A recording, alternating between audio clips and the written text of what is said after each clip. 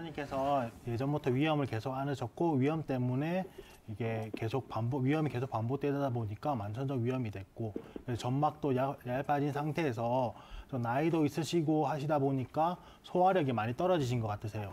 이렇게 그 위염에서 위점막이 이렇게 얇아진 상태에서 소화가 빨리빨리 되고 위에 있는 음식물이 빨리 십이지장이라든지 소장으로 내려가야 되는데 소화가 다 되지 않으면 내려가지 못하고 멈추게 됩니다.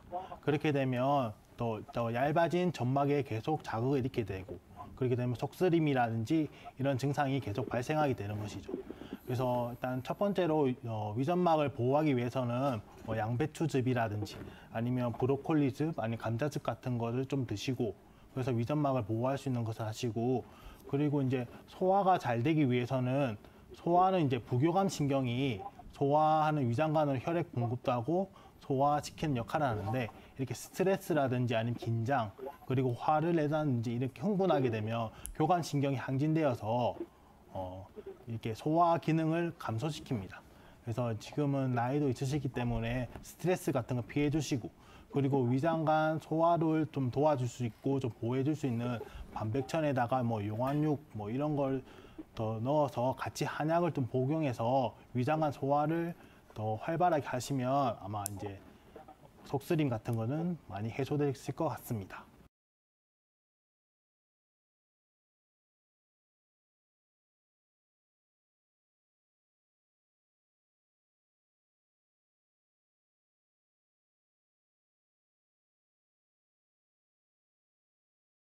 빈혈이 있으신 많은 분들이 음식을 잘 못 드시는 경우들이 있어요. 어머니 음식 먹는 양이 나이도 있으시고 그러셔서 더 그러시겠지만 그렇게 많지 않을 거예요. 잘 먹어야 빈혈이 좋아집니다. 근데 잘 먹으려고 하니까 뭐가 문제예요? 속 쓰린 게 문제예요. 그래서 어머님은 속쓰림이 나아야 빈혈이 좋아집니다. 이게 철분제라고 하는 거는 외부에서 돈을 그냥 주는 거고요. 우리 여기 위가 좋아져서 많이 먹을 수 있게 되면 이게 돈을 벌어올 수 있는 능력을 벌어오는 거죠. 네, 그렇게 쉽게 생각을 하시고 소화기가 좋아지고 속 쓰린 게 없어지고 나면 그리고 조금 더 잘 먹게 되면 빈혈도 많이 좋아지실 겁니다. 그래서 제가 생활 습관 그중에서도 속 쓰림에 좋은 음식 습관 몇 가지 알려드릴게요. 어머님도 듣고 계시지만 다른 분들도 듣고 계시니까 다른 청장년층도 잘 활용할 수 있는 음식 습관 알려드릴게요. 첫 번째로는 스트레스성 속쓰림이 있어요. 이건 제일 중요한 게 기분 안 좋을 땐 안 먹는 게 중요합니다. 기분 안 좋은데 먹어봤자 체하기만 하고 걸리기만 하고 속만 버려요. 예, 우리가 보통 속 쓰리다는 게 스트레스에 대한 표현을 얘기하잖아요. 마찬가지입니다. 속 쓰릴 때 괜히 굳이 먹을 필요 없습니다. 조금 더 이따가 먹어도 괜찮아요. 그리고 청장년층, 그러니까 젊은 사람들 같은 경우에는 밥 먹고 쓰린 경우에 먹으면 되게 좋은 게 있어요. 이거 인터넷에서 굉장히 많이 알려져 있는데 양배추즙 굉장히 좋습니다. 양배추즙 드시면 젊은 사람들 속쓰림, 그중에서도 식후쓰림은 되게 잘 듣고 양배추 먹고 내가 속이 좀 편해졌다, 좋아졌다 느끼시면 나 아직 젊구나 생각하셔도 됩니다. 세 번째는 매운 것에 쓰린 분들이 있어요. 다른 건 상관없는데 매운 음식, 짠 음식만 먹으면 속이 막 쓰린 분들이 있는데 이분들은 토마토 드시는 게 좋습니다. 토마토즙이 쓰림도 예방을 잘 해주고 매운기도 잘 씻어주고요. 그 옛날 음식 중에서는 연근을 갖다가 갈아서 드시면 굉장히 도움이 됩니다. 점막 재생에 상당히 효과가 좋고요. 그리고 노인성 쓰림이 있어요. 내가 나이가 좀 있다, 나이가 많다 생각을 하시면 생강을 드시면 됩니다. 그 중에서도 생강은 속이 아파요. 너무. 속이 아픈데 그거를 이제 어떻게 드셔야 되는지 제가 얘기를 드릴게요. 그리고 두 번째가 있는데 생강과 진피 그리고 숭늉 이렇게 세 가지가 있어요. 생강하고 진피는 먹고 나서 쓰린 경우에 잘 들어요. 그리고 생강을 드실 때 까맣게 태워서 드시는 게 법제라 그래서 속쓰림에 대해서 굉장히 좋습니다. 그렇게 드시는 게 좋고 어머님 같은 경우에는 아마 십이지장 쪽까지 고장이 났을 가능성이 높아요. 그래서 위액이 넘어가서 문제가 되는데 이 경우에 굉장히 좋은 게 있어요. 한번 숭늉을 드셔보세요. 숭늉을 묽게 달여가지고 끓여가지고 이제 드시면 되고 만약에 이렇게 그 방송 보고 계신 중에서 나 젊은 층이고 집에서 밥 안 해 먹는다. 그래서 숭늉 못 끓인다 하시는 분들은 마트에 가면 누룽지가 있습니다. 그 누룽지를 사다가 10개 달여서 드시면 굉장히 좋습니다. 그래서 노인성 쓰림이나 빈속 쓰림에는 숭늉이 좋고요. 노인성 쓰림 중에서도 먹고 나서 쓰리고 많이 먹어서 쓰린 쓰림 같은 경우에는 소화기 운동성을 좋게 해줘야 되기 때문에 생강차나 진피차 요게 좋습니다. 하나씩 드셔보시면 되고요. 그리고 먹지 말아야 되는 거는 앞에서 다른 원장님들이 잘 설명을 해주셨지만 다시 한번 짚고 넘어가자고 하면 담배 안 되고요. 술 안 되고요. 커피 안 되고요. 스트레스도 먹어서는 안 됩니다. 스트레스 받으면 더 심해지고요. 과식 안 됩니다. 좋은 음식도 많이 먹으면 당연히 문제가 생기고요. 밀가루 안 됩니다. 떡이나 빵 먹고 문제 생기는 어머님들 굉장히 많아요. 그리고 제일 제가 봤을 때 효과 좋은 거는 사실은 한약이에요. 한약 굉장히 효과 좋고요. 일본에서는 그 암 치료하는 사람들이 속 쓰리고 문제 생기고 그러면 육군자탕이라는 처방을 주는 걸로 개발이 되어 있습니다. 그래서 그 사람들이 맨날 항암 치료하고 토하고 어지럽고 식욕도 떨어지고 이렇게 되는데 이 암 환자들 소화기도 살려내는 처방이에요. 그런데 이게 이제 아무 문제가 없는 분들 같은 경우에는 당연히 더 빠르고 쉽게 좋아질 수 있을 거라고 생각을 하고요. 결국 정상적인 위기능, 그리고 점막 회복력, 그리고 면역 기능 좋아져서 좋아지셨으면 좋겠어요. 지금 되게 못 먹으면서 속까지 쓰려서 굉장히 좀 억울하실 수도 있습니다. 옛날에 위대한 사람이란 말이 있는데 이게 위가 크고 잘 먹고 그런 사람을 얘기하는 거 아니겠어요? 어머님도 제가 말씀드렸던 생활 습관들 잘 지키시고 몸에 맞는 차나 이런 것들을 복약을 해서 굉장히 좋은 몸이 되셨으면 좋겠고요. 한번 이렇게 손 한번 들어보시고 이제는 속쓰림 안녕이라는 생각으로 속쓰림 안녕하고 손 한번 흔들어 보시겠습니다. 속쓰림 안녕. 네, 감사합니다.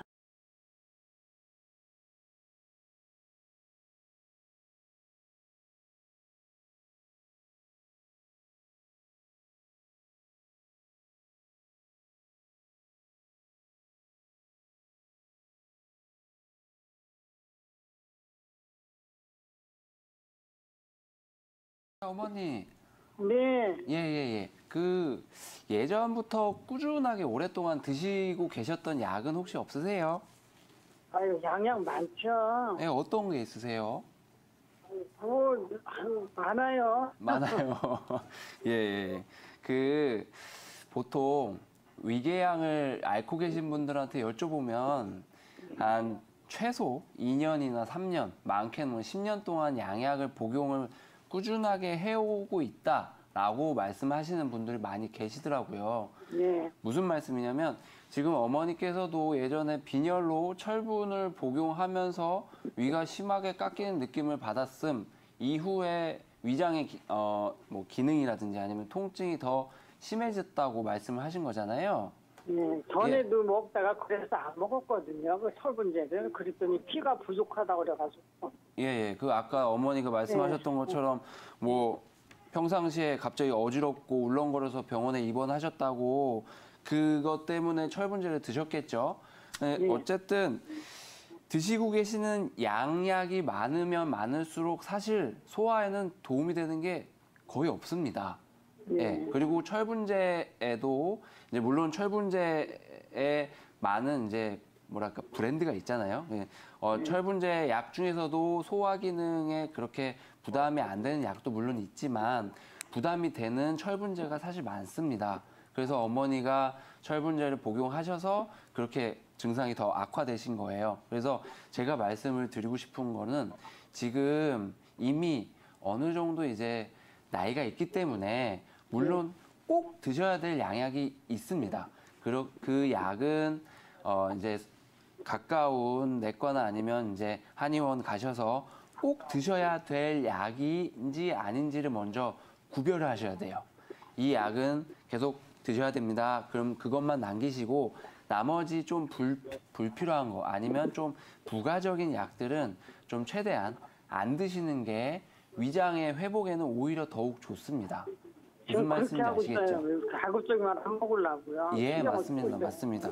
예, 맞습니다. 그리고 어머니의 이제 위장 문제는 쉽게 말해서 이제 어렸을 때는 피부에 상처가 나면은 빨리 회복이 되잖아요.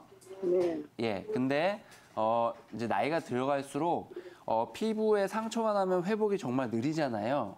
네. 예, 어머니 위장에도 상처가 나신 거예요. 맨 처음엔 위염에서부터 시작을 했는데 그게 상처가 아물지 못하고 어머니가 드시는 음식 뭐 여러 가지 생활 습관 때문에 그 상처가 악화되신 거거든요. 그렇기 때문에 지금 치료에 있어서 가장 중요한 건 뭐 위장약이 아니라 회복력을 돕는 약을 복용하시는 게 가장 지금 제가 생각할 땐 필요한 약입니다. 예, 네. 이렇게 도움이 됐으면 좋겠습니다.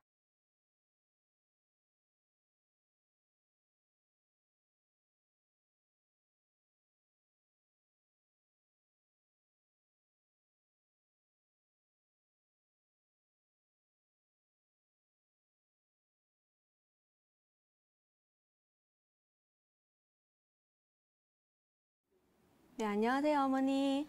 네, 안녕하세요. 네, 제가 몇 가지 먼저 좀 여쭤볼게요. 네. 네, 요즘 남편분이나 뭐 자식분이나 아니면은 친구들 때문에 요 근래 몇 달이나 1, 2년 안에 속 썩거나 스트레스 받은 일 있으세요? 뭐 스트레스 받은 일이 있어요. 뭐 다른 일로 해서, 예. 신경 쓰이는 지 저기 좀 오래되셨어요? 아니, 잠깐 하나는 일주일 동안 좀 스트레스 받은 적이 있었어요. 그건 일주일 정도밖에 안 되셨고요. 예. 평소에 술이나 커피나 담배 하시는 거 있으세요? 그거 전혀 안 먹어요.